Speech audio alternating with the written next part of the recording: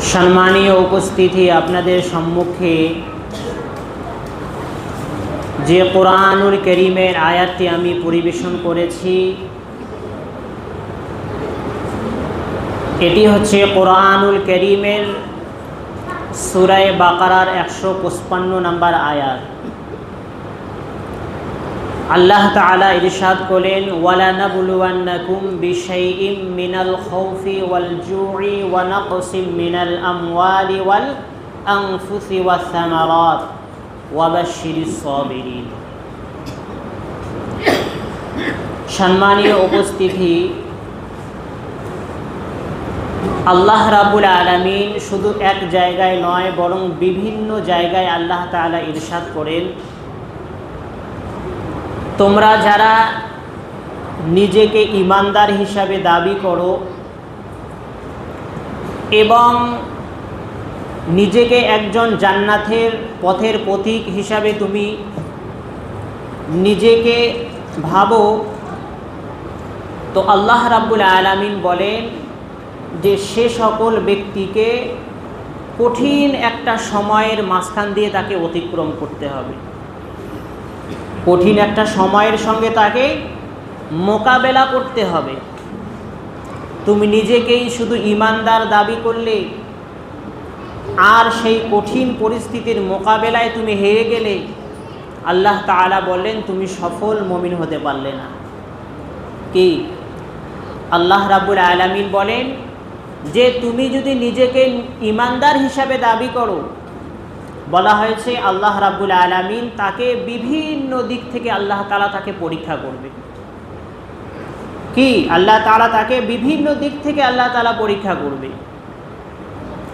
জান্নাতের পথ কখনো ফুল দিয়ে সাজানো থাকে না, কি ফুল বিছানো থাকে না। নিজেকে ঈমানের পরীক্ষা দিয়ে এই পথকে সহজ করে নিতে হয়। কি এই পথকে সহজ করে নিতে হয়। মাহতারাম দোস্ত বুজুর্গ, এই পৃথিবীতে যত নবী এবং রসুল প্রেরণ হয়েছেন, সকল নবী এই পরীক্ষার সম্মুখীন হয়েছেন। কি যার ঈমানের লেভেলটা যেই উঁচু রকমের, আল্লাহ তাআলা বলেছেন তার পরীক্ষাটাও হবে সেই রকম উঁচু পর্যায়ে। যেরকম সব থেকে বেশি কঠিন পরীক্ষা আল্লাহ তাআলা নিয়েছেন নবীদের কাছ থেকে। কাদের কাছ থেকে? নবীদের কাছ থেকে। আশাদ্দুন নাস বালা আম্বিয়া সুম্মাল আমসাল ফাল আমসাল, বলেছে সব থেকে কঠিন পরীক্ষা নেওয়া হয়েছে নবীদের। কি এরপরে সিদ্দিকিনদের, এরপরে শুহাদাদের, এরপরে সালেহিনদের। আল্লাহ রাব্বুল আলামিন বলেছেন তোমরা যারাই জান্নাতের পথে চলতে যাবে, আমি আল্লাহ তাআলা তোমাকে পরীক্ষার মধ্যে গ্রেফতার করব। তোমাদের জীবনে তুমি একজন ঈমানদার হিসাবে দাবি করবে, জান্নাতের পথের পথিক হিসাবে তুমি চলবে, আর বিপদ তোমাকে গ্রেফতার করবে না, গালমন্দ আসবে না। বলা হয়েছে এটা কখনোই হতে পারে না। কি এটা কখনোই হতে পারে না। তার কারণ আল্লাহ তাআলা ইরশাদ করে দিয়েছেন, ওয়ালা নাবলুওয়ান্নাকুম, কি আমি অবশ্যই তোমাদেরকে পরীক্ষা করব, বিশাইইম মিনাল খাউফি ওয়াল জুই। আল্লাহ তাআলা বলেছেন কখনো ভয় ভীতি দিয়ে, কি কখনো ক্ষুধার্ত দিয়ে, কখনো ফসলের ঘাটতি দিয়ে, অর্থনৈতিক সংকটের মাধ্যম দিয়ে, আবার কখনো জানের ক্ষয়ক্ষতি দিয়ে আল্লাহ তাআলা কি পাঁচ প্রকারভাবে আল্লাহ তাআলা তোমাকে পরীক্ষা করবে। আর কি কি পরীক্ষা করবেন আল্লাহ তাআলা কোরআনে কারীমে আল্লাহ তাআলা স্বয়ং নিজেই কি এই পরীক্ষার আল্লাহ তাআলা কি সূচনা আল্লাহ রাব্বুল আলামিন করে দিয়েছেন। যে যখন সাহাবায়ে কেরামরা ঈমান এনেছিল, তাদের মাঝে একটা কি ভয়ের একটা পরিবেশ তৈরি হয়ে গিয়েছিল, যে ঈমান আনলেই তারা কি বিপদের সম্মুখীন হতো, ঈমান আনলেই তাদেরকে ধ্বংস করে দেওয়া হতো, তাদেরকে কষ্ট কি তাদের প্রতি জুলুম নির্যাতন এবং নিপীড়ন করা হতো। তারা লুকিয়ে লুকিয়ে ইসলাম গ্রহণ করত, ইসলামের তালিম তারা লুকিয়ে লুকিয়ে, নামাজ পড়তো লুকিয়ে লুকিয়ে। এইরকম একটা ভয়ের পরিবেশ হয়ে গিয়েছে। মাহতারাম দোস্ত বুজুর্গ, আপনারাও যদি নিজেকে ঈমানদার হিসাবে দাবি করেন, এইরকম একটা ভয়ের সংকট তৈরি হতে পারে। কি এইরকম একটা ভয়ের সংকট তৈরি হতে হয়। তুমি একজন মুসলমান হিসেবে তুমি যদি দাবি করো, অনেক রকমের বিপদ আসতে পারে, তোমাদের ক্ষয়ক্ষতি হতে পারে তোমার অর্থনৈতিক দিক থেকে, এবং ইসলাম বিরোধী কোনো শক্তি যদি কি আসে, এমনও কি তোমার ধনসম্পদ, তোমার ব্যবসা বাণিজ্যও বন্ধ করে দিতে পারে। কি তোমার ব্যবসা বাণিজ্যও বন্ধ করে দিতে পারে। বলা হয়েছে এরকম করে তোমাকে কি ক্ষতির মধ্যে, অভাবের মধ্যে, অভাব অনাটনের মধ্যে আল্লাহ তাআলা রেখে তোমাকে পরীক্ষা করবে। তো মাহতারাম দোস্ত বুজুর্গ, আর যারা এই সকল পরীক্ষায় উত্তীর্ণ হবে, আল্লাহ তাআলা বলেছেন কি, আল্লাহ তাআলা ওয়াবাশশিরিস সাবিরিন, যে আমি আল্লাহ রাব্বুল আলামিন সে সকল সবরকারী বান্দাদের জন্য আমি আল্লাহ তাআলা সুসংবাদ জানিয়ে দিলাম। কি আমি আল্লাহ তাআলা অতি সত্বর তাকে কি করব, আমি আমার রহমতের কোলে আমি আল্লাহ তাআলা তুলে নেব। তো মাহতারাম দোস্ত বুজুর্গ, আমাদের জীবনে পরীক্ষা আসবে, কিন্তু এই পরীক্ষার মধ্যে আমাদেরকে সবর করতে হবে। কি শুধু আমাদের জীবনেই পরীক্ষা নয়, কি নবীদেরকেও আল্লাহ তাআলা যে পরীক্ষা করেছেন। আল্লাহ তাআলা বলেছেন কি, আহাসিবান নাসু আইয়ুতরাকু আইয়াকুলু আমান্না কি ওয়া হুম লা ইফতিনুন।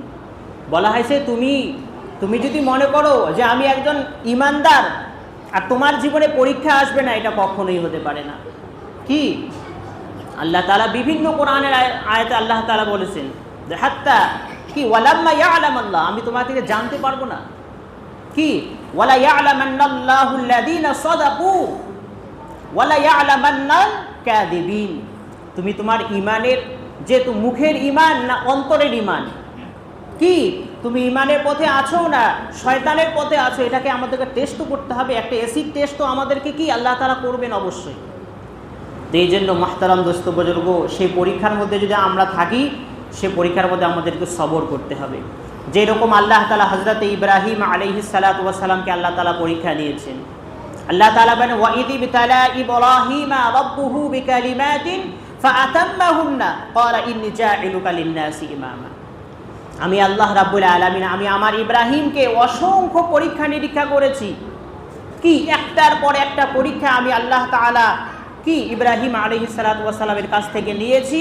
আল্লাহ তাআলা বলেছেন ফাআতাম্মাহুন্না, আমার ইব্রাহিম প্রতিটা পরীক্ষায় সফলতার সহিত উত্তীর্ণ হয়েছে।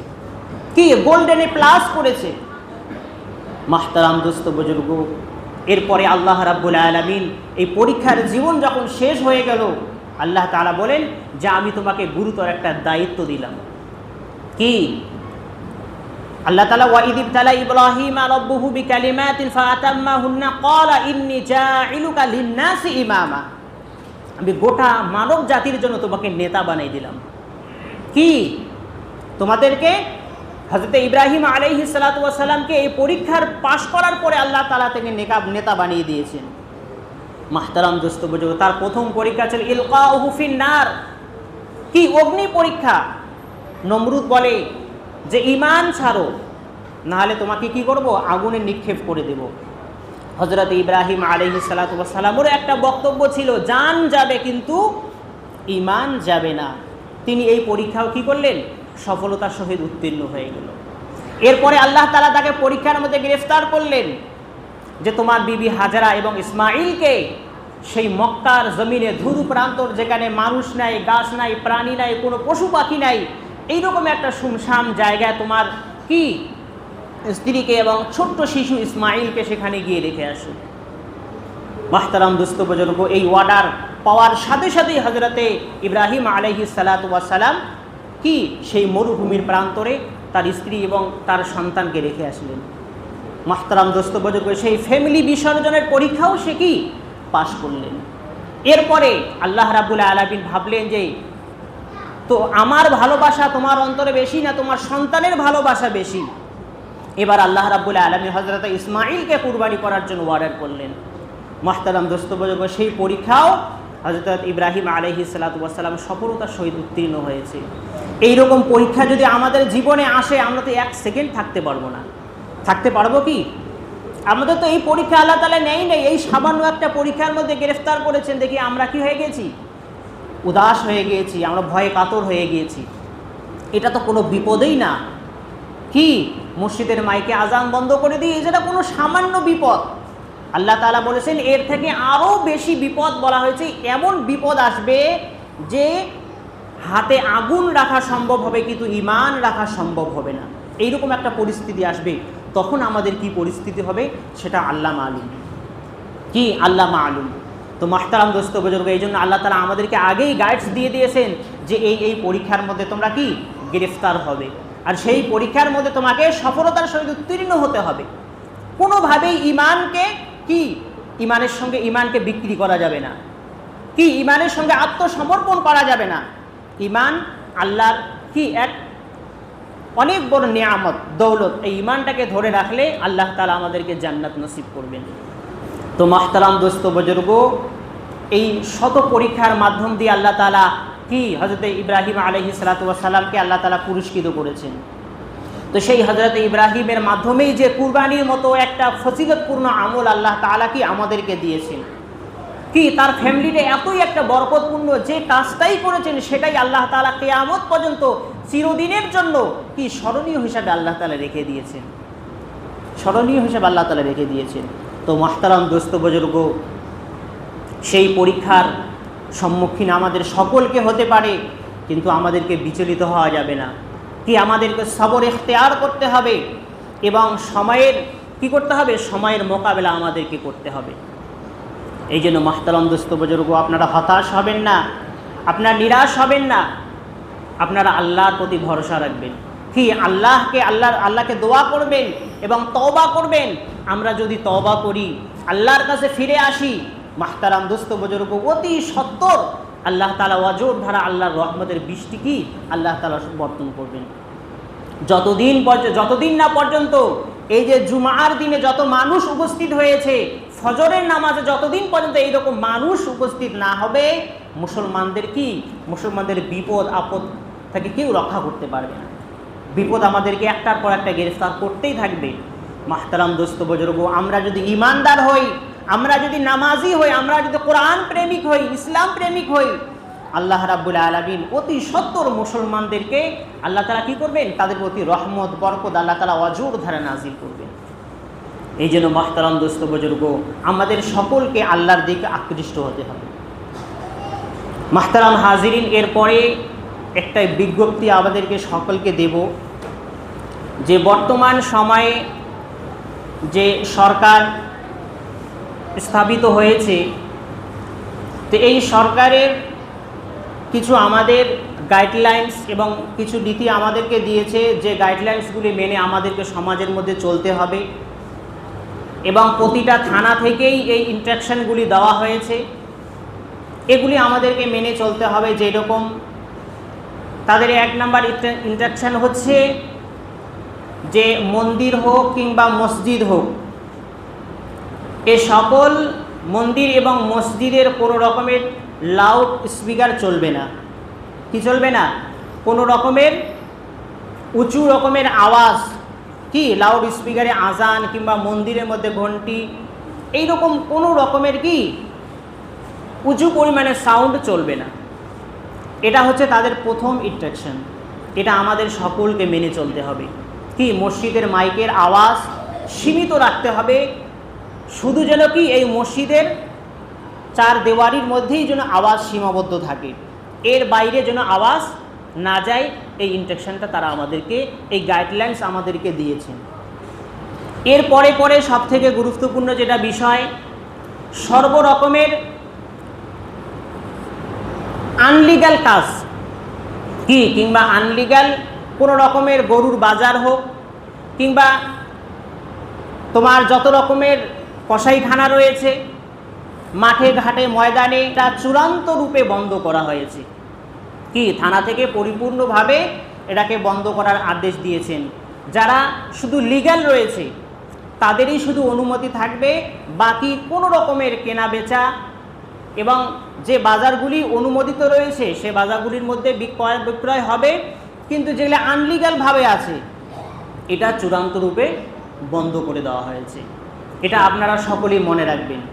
এর পরে তাদের আরও অনেক কিছু গাইডলাইন্স দিয়েছেন, যেরকম করে বলেছেন যে মাঠে এবং বটগাছের নিচে, স্কুলের মাধ্যমে এবং চৌপতির মধ্যে কিছু সংখ্যক যুবকরা রাতের অন্ধকারে 10টা 11টা এবং 1টা পর্যন্ত তারা কি করে, সেখানে আড্ডা মারে। বলা হয়েছে মেয়েদের এবং বাচ্চাদেরকে কি, শিশুদেরকে সুরক্ষা দিতে হবে। মেয়েরা যেন যদি তোমার টিউশন থেকে ফিরে কিংবা কোনো অনুষ্ঠান বাড়ি থেকেও ফিরে, তাদেরকে যেন কোনো রকমের ইফটিজিং করা না হয়, তাদেরকে যেন কোনো রকমের উত্তপ্ত করা না হয়, এইরকম একটা পরিবেশ আমাদের সমাজের মধ্যে তৈরি করতে হবে। এবং যে বাল্য বিবাহ, এই বাল্য বিবাহকে আমাদের কি করতে হবে, এর আইনকে আমাদেরকে মেনে চলতে হবে। 18 বৎসরের নিচে কোনো মেয়েকে বিবাহ দেওয়া যাবে না, এটা হচ্ছে সরকারি আইন। এর বিপরীত যদি কেউ করে, বলা হয়েছে তাদের এগেনস্টে কি করা হবে, পদক্ষেপ সরকারের তরফ থেকে কি কড়াভাবে নেওয়া হবে। এই জন্য এই দিক থেকে আমাদেরকে খেয়াল রাখতে হবে। মাহতারাম দোস্ত বুজুর্গ, আমাদের সমাজের পরিবেশকে সুন্দর রাখতে হবে। আমরা নিজেই সুরক্ষিত থাকব এবং নিজের ফ্যামিলিকে এবং নিজের গ্রামকে সুরক্ষিত রাখার চেষ্টা করব। কোনো রকমের গুজবের মধ্যে কান দেবেন না, কোনো রকমের মিথ্যা, কোনো রকমের হিংসা ছড়ানোর চেষ্টা করবেন না। নিজেই সুস্থ থাকবেন এবং অপরকেও সুস্থ রাখার চেষ্টা করবেন। এবং দেশ বিরোধী কোনো রকমের কথা, কোনো রকমের বাক্য কিংবা কোনো রকমের চলাফেরা, কোনো রকমের কাণ্ডকীর্তি কি আমাদের মাধ্যমে যেন প্রকাশ না পায়। তার কারণ এই দেশে আমরা জন্মেছি, এই দেশে আমরা কি করি, এই দেশের প্রতি 5 টাইমে আমরা কি এই দেশের মাটিতে আমরা কি চুমু দেই, আর এই দেশের মধ্যেই, এই মাটির মধ্যেই আমাদেরকে কবর দেওয়া হয়। তো মাহতারাম দোস্ত বুজুর্গ, দেশের ভালোবাসা হচ্ছে আমাদের ঈমান। আল্লাহ নবী সাল্লাল্লাহু আলাইহি ওয়াসাল্লাম বলেন যে দেশের মধ্যে তোমরা থাকো, ওই দেশকে কি, ওই দেশকে তোমরা ভালোবাসো। ওই দেশের ভালোবাসাটাই হচ্ছে ঈমান। আমরা যদি আমাদের দেশকে ভালো না বাসি, তাহলে তো আমাদের ঈমানের অন্তর্ভুক্ত হলাম না। এই জন্য মাহতারাম দোস্ত বুজুর্গ, কোনো রকমের গুজব ছড়াবেন না এবং দেশ বিরোধী কোনো রকমের কথাবার্তা আমরা বলবো না। কি যদি ইসলাম বিরোধী কোনো রকমের ষড়যন্ত্র হয় কিংবা কোনো মিডিয়ার মাধ্যমে কিংবা কোনো মেসেজের মাধ্যমে কিংবা কোনো বিরোধী দল যদি কি আমাদের ইসলামের বিপক্ষে যদি কোনো রকমের কথা বলে, আমরা সরাসরি তাদের পক্ষ নিব না। কি আমরা গণতান্ত্রিক পদ্ধতিতে এবং আইনি প্রক্রিয়ায় আমরা তার সমাধান করার চেষ্টা করব। নিজের হাতে আমরা কখনো আইন তুলে নেব না। কি করব না, নিজের হাতে কখনোই আইন তুলে নেব না। আমরা আমাদের নিজের কেরিয়ার নিয়ে, আমাদের পড়াশোনা নিয়ে কি আমাদের মাতা পিতারা খেদমত করুন, নিজের কাজের মধ্যে ব্যস্ত থাকুন, পড়াশোনা নিয়ে আপনারা জীবনটাকে গড়ে তুলুন এবং ব্যবসা বাণিজ্য যারা নিয়োজিত রয়েছেন তারা নিজের ব্যবসার দিকে লক্ষ্য দিন। কি কোনো রকমের রাজনীতির মধ্যে জড়াবেন না, ঝগড়া, তর্ক, বিতর্ক, এ সকল জিনিস থেকে আমাদেরকে এড়িয়ে চলতে হবে। সমাজকে সুন্দর একটা সমাজ আমাদেরকে উপহার দিতে হবে। আমরা আমল করব তো নাকি? আল্লাহ তাআলা আমাদের সকলকে এর উপর আমল করা তৌফিক এনায়েত দান করুন।